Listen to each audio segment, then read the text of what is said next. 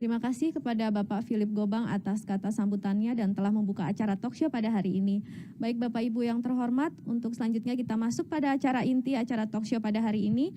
Acara talkshow akan dipandu oleh moderator dari KPID Provinsi NTT, yaitu Bapak Onesimus Yohanes. Kepada Bapak Onesimus kami persilahkan. Ya, baik Ibu MC, terima kasih atas kepercayaan panitia. Jadi baik Bapak Ibu sekalian, kita akan memasuki segmen 1.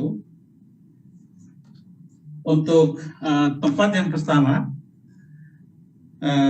pertanyaan kami ajukan kepada narasumber pertama Pak Sukamto selaku analis kebijakan Koordinator Layanan Televisi Kementerian Kominfo RI. Pak Sukamto. Ya, siap. Baik Pak, dalam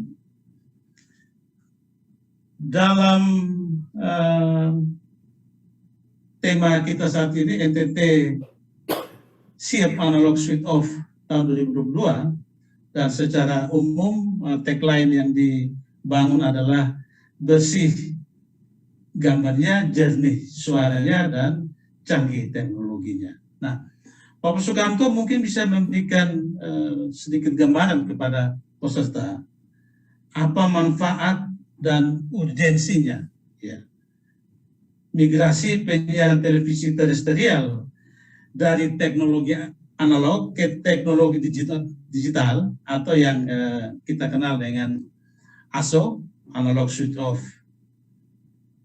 bagi masyarakat Indonesia dan khususnya masyarakat NTT, serta kebijakan yang mendasari akan migrasi ASO ini. Silakan Pak Sukamto bisa merespon apa yang menjadi pertanyaan. Ini juga menjadi pertanyaan dari masyarakat ketika kami KPID berdiskusi atau melakukan kunjungan ke beberapa daerah. Waktu kami, silakan Pak Sukamto.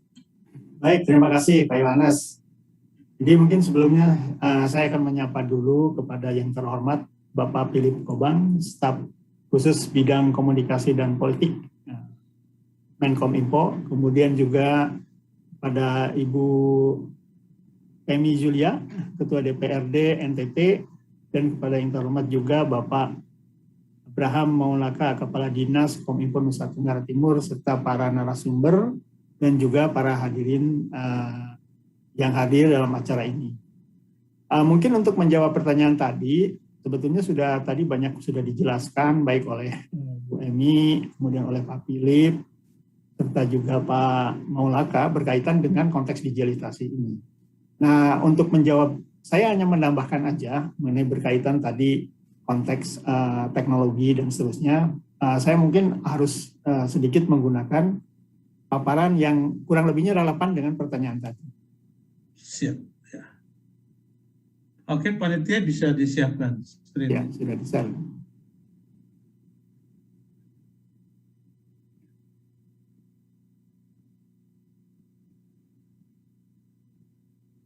Nah, mungkin yang pertama sebelum kita masuk ke konteks teknologi itu, sebetulnya sudah ada pertemuan, jadi pada tahun 2006 sehingga diterbitkan yang mana Panel Act di ITU yang sebagaimana tadi Pak Philip sudah sampaikan, bagian badan PBB yang berkaitan dengan telekomunikasi, di mana di sana terjadi kesepahaman atau agreement untuk negara-negara yang berada di region 1 dan juga di beberapa di Central Asia.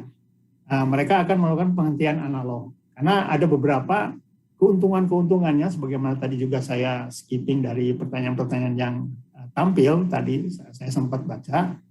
Nah, di antaranya adalah adanya jumlah nanti program yang bertambah, kemudian juga tadi sudah disampaikan juga berkaitan dengan digital dividennya, ada efisiensi dalam penggunaan frekuensi radionya, kemudian juga tadi gambarnya jadi lebih bagus, yang kurang lebihnya untuk standar definition itu untuk analog ya. Nah, dengan teknologi digital ini, yang konsep analog yang existing itu kurang lebih mirip dengan standar definition, tetapi bisa lebih enhance atau lebih bagus dengan konteksnya high definition. Nah, di sisi lain juga tadi sudah disampaikan ada beberapa pembukaan lapangan kerja, dan juga tadi ada beberapa nanti namanya content creator, juga ada power costing di dalam konteks konsumsi daya, dan seterusnya. Jadi banyak sekali ini keuntungannya. Nah, kita tahu sebetulnya di mana ini digital ini. Nah, karena kan kita masih belum jelas. Digitalisasi ini terjadi dalam hal, untuk ASO ini ya, dalam hal secara garis besarnya kan ada transmisi satelit, yang digital TV satelit, ada yang menggunakan TV kabel, dan ada yang menggunakan terestrial. Nah, yang terjadi untuk analog switch off itu terjadi di terestrial dan free to air, artinya hal ini tidak berbayar gitu. Jadi masyarakat bisa menikmati layanannya dengan tidak berbayar. Kemudian standar teknologi yang diadop, bagaimana tadi disampaikan juga, di ITU itu kita mengadop standar teknologi Eropa, yaitu DVB-T2 atau yang second generation.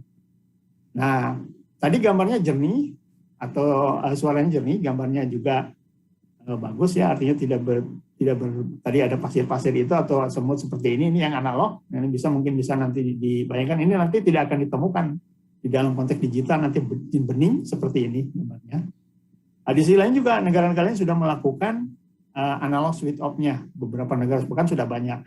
Nah, kita lihat ini dari hasil studinya dari ITUD, studi grup 1, bahwa pada tahun 2016 nih ya, ini studinya itu, kurang lebihnya di tahun 2020 tersisa hanya 12 negara yang melakukan switch off-nya ya, yang berkaitan dengan Final Act tadi.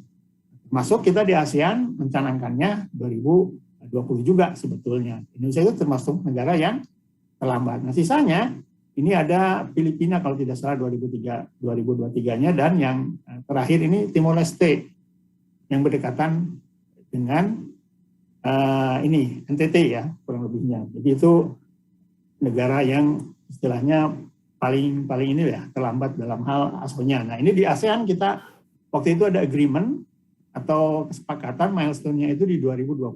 Nah, kita kan waktu itu belum bisa melakukan analisis switch-off-nya sehubungan dengan belum diterbitkannya undang-undang yang merupakan keputusan MA yang harus dituangkan konteks ASO ini dalam undang-undang. Undang-undang dalam hal ini undang-undang TK ya sekarang. Nah, adapun keuntungan tadi dalam konteks digital dividend itu, kita frekuensi 700 ini bisa digunakan untuk keperluan lainnya. Dalam hal ini diterapkan di networknya 5G. Network 5G ini nanti bisa diterapkan hal-hal atau services baru. Adapun misalnya untuk keperluan LWS juga nanti bisa dituangkan di situ. Tapi juga di dalam konteks yang digital accessing juga akan diterapkan itu yang namanya early warning system. Nah, kita tahu juga di dalam konteks 5G itu bisa juga diterapkan nanti jika dibutuhkan ya, jika diperlukan itu untuk keperluan penyiaran juga yang digunakan di PITA 750-758. Ini sudah diterapkan di Jerman dengan teknologi PAM. Ini teknologi PAM untuk free to air juga. Jadi bisa diterimanya nanti di gadget, di HP. Tidak hanya di TV, tapi juga bisa diterima di HP. Tentunya nanti HP-nya juga harus yang sudah disesuaikan ya. Artinya dia ada receiver-nya untuk teknologi PAMS ini. Kemudian di beberapa negara juga sudah dicanangkan untuk penggunaan penyiaran yang diluncurkan lewat 5G tadi, seperti di Cina dan juga di BIN, di Austria ya. Nah, dengan demikian kurang lebihnya Presiden kemudian mencanangkan kebijakannya untuk segera melakukan salah satunya digitalisasi di sektor penyiaran, dan juga harus mereview lagi konteks regulasi dan juga pendanaan yang memadai terhadap konteks digital ini.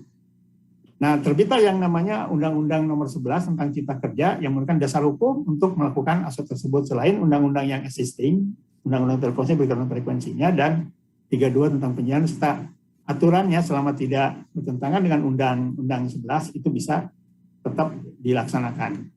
Yang lebihnya model transmisinya yang dulu tuh kurang lebihnya satu frekuensi carrier bisa hanya membawa satu program siaran, tetapi kalau sekarang satu frekuensi siaran bisa lebih dari satu program siaran, dan sifatnya ada penyiaran MOOC dan penyiaran konten siaran.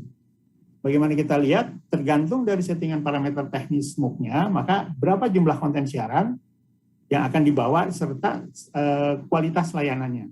Seperti dilihat di sini, dengan konsep digitalisasi, satu frekuensi tadi dengan settingan di 64 kam atau yang sekarang diterapkan di dalam Permen Kominfo nomor 6, itu akan menghasilkan 33 bitrate dengan kalau kita menggunakan standar definition dengan kurang lebih 2,5 Mbps, itu ada 13 yang bisa ditampung. Yang dulunya hanya satu frekuensi, satu program siaran, kalau ini jadi 13 program siaran. Kemudian kalau untuk lebih meningkat gambarnya itu untuk HD, itu lebih kualitasnya lebih bagus lagi. Kalau hanya diterapkan satu HD-nya di satu MOOC itu, maka sisanya 10 dan seterusnya. Dengan demikian ini sangat efisien dalam penggunaan frekuensi radionya. Nah, kita tahu bahwa di wilayah layanan Indonesia itu ada 225 wilayah layanan digital yang dituangkan di dalam Permen nomor 6 tahun 2019 tentang Master Plan untuk digital wilayah layanan digital ini. Nah, kita melakukan allotment terhadap frekuensi-frekuensi tadi. Tadi saya lihat ada beberapa pertanyaan, bagaimana ada nggak pencanangan kanal di satu provinsi tadi ya, saya kurang lupa. Itu semua sudah dicanangkan di dalam Master Plan ini. Ini dapat kita lihat untuk di Timor ya, di NTT ya maksudnya. Di NTT sesuai dengan Permen nomor 6 tahun 2019 yang sudah saya sampaikan dengan rencana induk tadi, bahwa sudah dibagi allotment-nya, allotment frekuensinya. Nah, di sini ada kanal-kanalnya sesuai dengan wilayah layanan. Sementara di Timor ini, NTT ya, maksudnya, itu kurang lebih ada 14 wilayah layanan dengan allotment frekuensinya. Nah, kemudian sesuai dengan Permen nomor 11 bahwa tadi sudah disampaikan juga berkaitan dengan penghentian tahapan ASO. Nah, Timor NTT ini mendapat penghentian ASO-nya di tanggal 30 April. Kurang lebihnya di wilayah layanan mana saja itu. Nah, di dalam lampirannya itu di NTT 1, 3, dan 4. Nah, ini kabupatennya. Kabupaten kotanya bisa dilihat sebagaimana pada paparan ini. Itu lebih dulu ASO-nya. Nah, tadi juga saya melihat ada pertanyaan apa saja yang dibutuhkan di dalam konteks analog switch off ini ya. Cukup kalau yang punya TV tabung dalam konteks TV analog tadi hanya menyediakan set-top box. Nah, juga ada pertanyaan tadi saya baca juga apakah set-top box-nya yang disertifikasi atau tidak? Tentunya harus yang sudah disertifikasi. Kenapa? Karena kita tidak menjamin kalau set-top box yang tidak disertifikasi itu akan sesuai dengan parameter teknis tadi yang sudah kami tetapkan atau sudah ditetapkan untuk di Indonesia. Bisa jadi nanti tidak bisa nangkep. Jadi tentu sama untuk konteks ini ya, parameter teknis yang kita terapkan walaupun teknologinya sama, tapi belum tentu sama sehingga nanti bisa jadi tidak diterima kalau tidak disertifikasi. Jadi sertifikasi ini adalah fungsi untuk menjamin bahwa receiver itu bisa menerima digital tadi. Tapi kalau yang sudah punya TV digital dengan receivernya itu bisa terima di PBT itu, ya tinggal lakukan scan ulang aja. Nah, itu akan muncul yang namanya yang namanya program-program digital. Nah, kemudian juga terkait sosialisasi, tadi juga ada yang menyentuh sedikit sosialisasi bahwa sesuai dengan Permen nomor 11, revisi dari Permen 6, bahwa ada kewajiban bagi lembaga penyiaran untuk melakukan sosialisasi di program siarannya. Jadi memang pada sebelumnya sih belum begitu masif ya. Sekarang sudah mulai diterapkan untuk melakukan setiap lembaga penyiaran itu memberikan pencerahan berkaitan dengan migrasi ini. Dengan demikian penonton nanti audiens itu akan tahu akan terjadi yang namanya analog switch off. Saya kira mungkin secara garis besarnya ini juga contoh-contoh bahwa di negara lain juga dilakukan sosialisasi persis sama di TV-nya, bahkan di sistem transport, kemudian juga di perkotaan dengan videotron, di bandara dan seterusnya. Itu sebagai tambahan untuk informasi publiknya. Nah, mungkin salah satu tadi keuntungan dapat disimpulkan adalah mendapatkan variasi konten yang lebih banyak, kemudian membuka lapangan kerjaan baru, tadi sudah sampai oleh Pak Philip. Kemudian menghemat atau mengefisiensi penggunaan sumber daya terbatas, tadi frekuensi radionya yang tadinya satu program siaran menjadi 13, kalau semuanya standar definition dengan 2,5 S. Kemudian menghindari menjadi negara tempat pembuangan sampah teknologi analog maksudnya. Ya. Kemudian menghemat cost sebagai penyiaran, artinya itu lebih rendah costingnya dibandingkan dengan menggunakan siaran analog yang sekarang berjalan. Kemudian mengatur waktu tayangan dan dapat menunda tayangan melalui perekaman. Artinya ada konteks perekamannya, kita bisa milih dan dilakukan perekaman, dan kita juga bisa milih kapan yang kita sukai program-program siaran yang ditayangkan oleh penyelenggara. Dan mendapatkan digital dividend untuk layanan baru seperti LWS, kemudian juga untuk meningkatkan bitrate-nya internet kecepatan nanti akan lebih tinggi tadi karena ada tadi spacing dari digital dividend dari frekuensi yang existing untuk dialihkan ke services lainnya. Saya kira mungkin secara garis besarnya saya sampaikan seperti itu sambil juga saya tadi menjawab terhadap pertanyaan-pertanyaan yang ada di kolom chat ya. Kira demikian Pak Yohanes untuk sementara. Iya.